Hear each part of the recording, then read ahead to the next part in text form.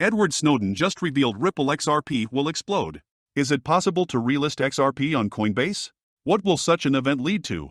We will answer these questions in today's video. The current price of XRP for today is $0.35 and the trading volume for 24 hours is $136,000,000 We are updating our XRP price in US dollars in real time.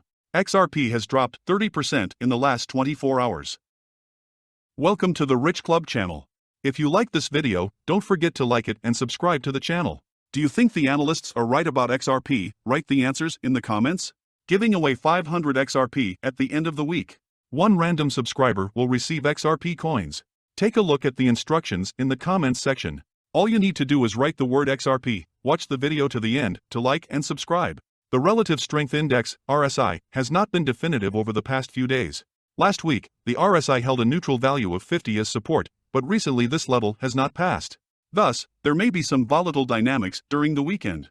Similarly, the Awesome Oscillator, AO, was also below zero. He has not yet shown a strong bearish impulse. The A/D line had a resistance zone that was directly overhead and was indicated by two dotted white lines.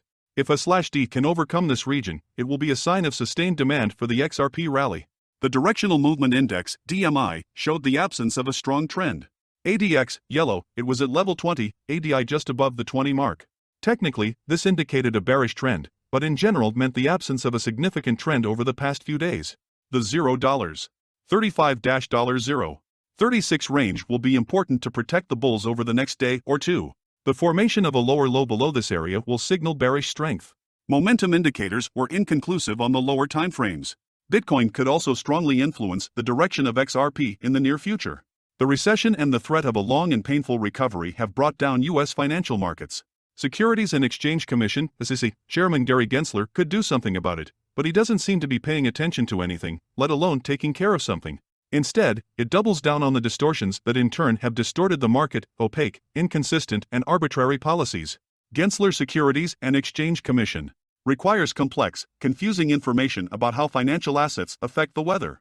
Develops discriminatory rules without procedure and participation, and applies regulation not by law, but arbitrarily. Rejects constitutional checks and balances, resenting congressional oversight that dares to question the SEC's new orthodoxy on environmental protection, society and governance, ESG. He uses the SEC's war on cryptocurrency, claiming that every digital asset is probably a security. The SEC has not developed a clear policy regarding cryptocurrencies. Congress has not given instructions to do this and the commissioners have never voted for this position, but Gensler nevertheless urges startups to come and talk to us about registration. The agency's Freedom of Information Act, FOIA, office has flippantly rejected investors' good faith request for clarity and information. Gensler neglects Congress and the judiciary. SEC lawyers refuse to comply with court orders to provide evidence of the views of SEC leaders that are relevant to the SEC case against Ripple Labs. Justice of the Peace Sarah Netburn repeatedly ordered to provide documents from the infamous speech of William Hinman, the former head of the U.S. Securities and Exchange Commission. Her July opinion and order criticized the agency for hypocrisy and behavior that suggests that the SEC is taking its judicial positions to achieve a desired goal, and not out of loyalty to the law. The SEC's regulation by coercion model has destroyed the hope of U.S. leadership in financial innovation in cryptocurrency and opportunities for new investors. The SEC's two-year lawsuit against Ripple has scared innovators and discredited the agency in the eyes of consumers and investors, whom it is legally supposed to protect. The increasingly overwhelming arguments of the Securities and Exchange Commission regarding the Ripple XRP digital asset have gone beyond even the broad discretion allowed by the Securities Act of 1933 or the 1946 House Supreme Court decision. The SEC's subsequent measures confirm Gensler's antipathy to tokens, which contradicts legal precedent and technological neutrality. In the SEC v. LBRY case, the agency entered into a case with a blockchain developer from New Hampshire. Gensler's lawyers stated, in fact, that if a person buys a token on secondary markets for speculative purposes, then each of these tokens is an investment contract in a company that the other holders may have never heard of. The rest is not important. Brian Brooks, ex-head of the Office of the Comptroller of the Currency, OCC, in the U.S. Treasury Department and former CEO of Binance in the U.S., expressed his assumptions about the possible outcome of the Ripple lawsuit against the SEC. In a recent interview, Brooks noted that the court will decide whether the initial coin offering ICO of Ripple in 2013 is a violation of U.S. securities laws. However, he expects both sides to come to a settlement so that investors can continue to trade XRP in the United States.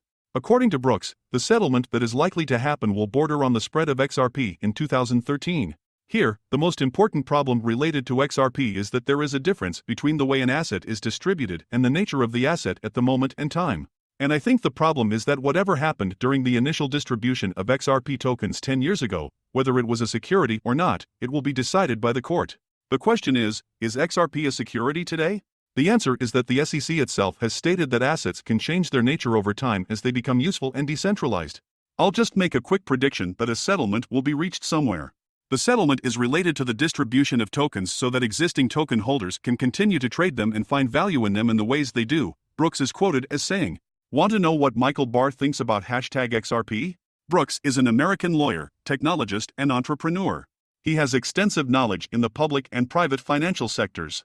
Brooks served as comptroller of the currency from May 29, 2022 to January 14, 2021. After serving as comptroller of the currency, Brooks became CEO of Binance, the United States.